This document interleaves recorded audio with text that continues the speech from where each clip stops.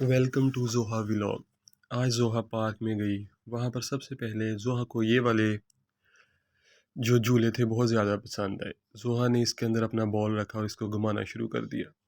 इसके बाद ज़ोहा ने फैसला किया कि अब वो दूसरे झूले पे जाएगी। ये देखें, ये वाला झूला, इसमें घोड़े, छोटे छोटे घोड़े बने हुए हैं। क्या आप बच्चों को ये घोड़े पसंद हैं? अगर आपको ये पसंद हैं तो लाइक करें। उसके बाद ज़ोहा कहती इसे चलाएं। फिर ज़ोहा के बाबा ने इसको ऑन किया, इसमें कॉइन डाला। उसके बाद ये चलना शुरू हो गया।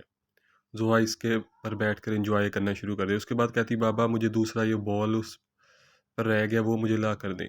बाबा ने वो बॉल उठाकर ज़ोहा को ला के दिया और ज़ोहा को पकड़ा दिया।